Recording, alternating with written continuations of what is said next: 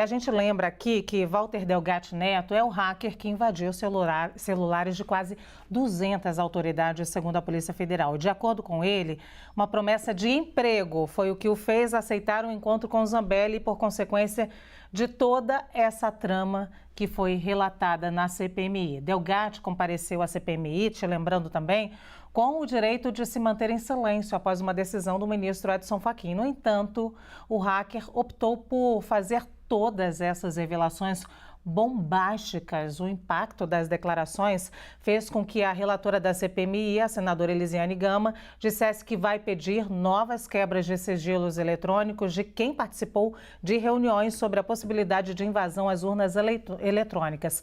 Vamos ao debate também agora. A gente tem pouquíssimo tempo, porque a gente está, claro, na expectativa da volta, então, da declaração ou do depoimento de Walter Delgatti Neto à CPMI. Vou apresentar os nossos debatedores, Samantha Maier, Gabriela Araújo, Armando Matos e Alessandro Soares. Boa tarde, bem-vindos todos vocês. Vou começar por você, Samantha.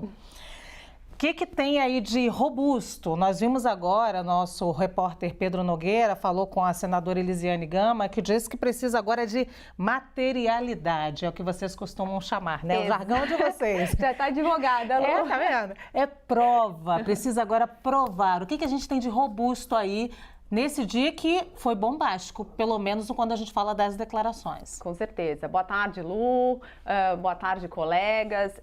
O hacker faz uma série de acusações, e para não falar que ele calunia, né? Ele imputa uma série de crimes a vários atores. Só que de materialidade, ou seja, de provas, ele não trouxe nenhuma.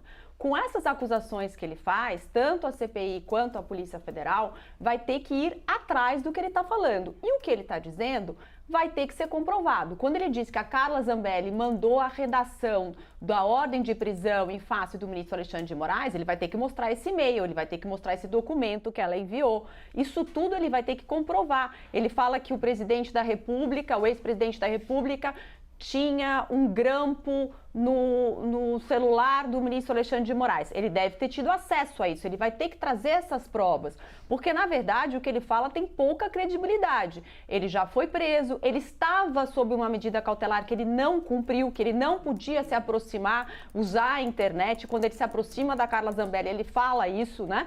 E aí ele continua cometendo os mesmos crimes, portanto ele é constantemente reincidente no ato de invadir dispositivos. Ele fala que invadiu o sistema de justiça, a intranet da justiça ficou por 3 meses, ele vai ter que comprovar tudo isso. E ele fala que foi ao Ministério da Defesa X vezes. Tem que ver lá na entrada se tem o registro da entrada, da saída dele. Tudo que ele fala vai ter que ser comprovado, porque se ele não comprovar, ele vai responder por todas essas acusações, e acusações sérias. Ele fala que servidores da Justiça Eleitoral passavam elementos para isso. Passavam como? Ele recebeu como? Quem são?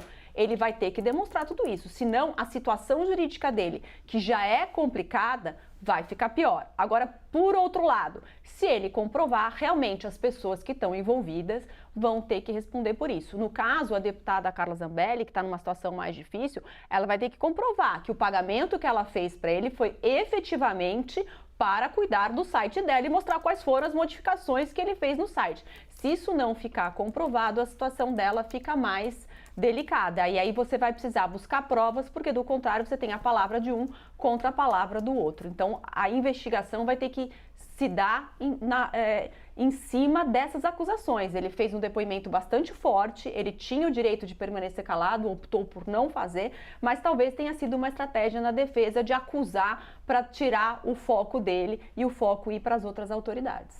Ou o que você acha que pode ter sido a estratégia de Walter Delgatti Neto por falar tantas coisas e alguns o acusam de aumentar, mas algumas coisas realmente aconteceram. Por exemplo, o presidente Jair Bolsonaro já admitiu que teve realmente uma reunião com ele, mas segundo o presidente Jair Bolsonaro, ex-presidente, ele ficou calado. Não é o que ouvimos de Walter Delgatti Neto.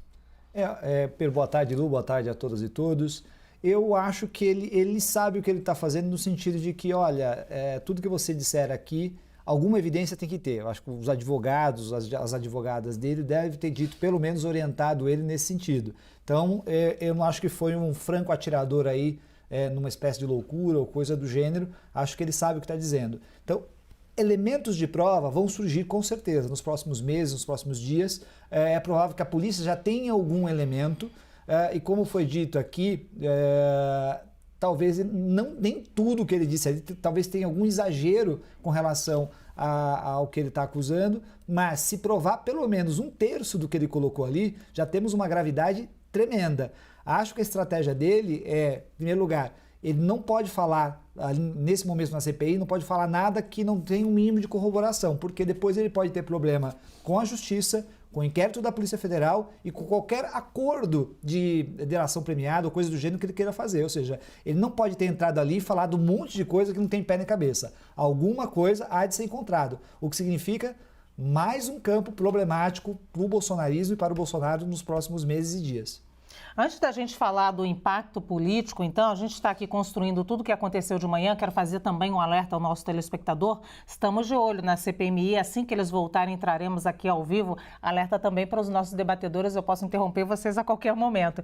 Vamos ouvir, então, mais um trecho do que disse Walter Delgatti Neto. Segundo ele, foi ele quem expediu um mandado de prisão contra o ministro do STF, Alexandre de Moraes. A ideia seria afetar a credibilidade do sistema eletrônico do Judiciário. Delgatti Neto disse que o texto desse mandado foi encaminhado pela deputada Carla Zambelli.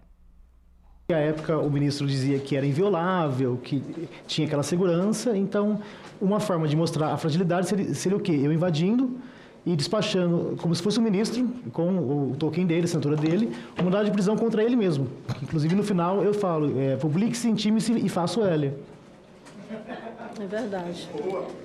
Que é uma coisa até engraçada, porque o sistema inviolável, uma pessoa sozinha conseguiu invadi-lo e emitir uma prisão, como se fosse o ministro prendendo ele mesmo. Agora, sobre essa minuta, esse texto desse mandado de prisão, quem fez? Fui eu. A deputada me enviou um texto pronto, eu corrigi alguns erros e contextualizei e publiquei a decisão. Mas quem fez o texto foi a deputada. Então, o texto foi feito por ela? Sim. Não, ela me enviou o texto. Quem fez, eu não sei. Não, mas ela lhe enviou o texto e você fez essa publicação. Sim. Estamos de volta com o grande debate. A gente acompanha hoje o depoimento do hacker Walter Delgatti Neto à CPMI. A sessão, vocês sabem, está em pausa nesse momento, mas a gente volta a qualquer momento, assim que voltar da pausa. Olha, vamos trazer mais um trecho aqui de Walter Delgatti Neto, então. De acordo com o hacker, o objetivo de toda essa trama que envolve Carla Zambelli e o então presidente Jair Bolsonaro, ela era anular as eleições de 2022 e convocar um novo pleito com voto impresso. Veja. A ideia na época era o quê? Era fazer algo com que refizesse as eleições com a urna que saísse o voto impresso também. A gente vai voltar agora para entender um pouquinho mais o debate, agora a análise dessas sonoras. A gente estava ouvindo ainda, faltou ouvir o Armando Matos e a Gabi Araújo. Vou com o Armando, então. Armando, a gente estava falando sobre o que é possível ou não, o que pode ser real, o que pode ter materialidade ou não desse depoimento de Walter Delgatti Neto. Queria te ouvir.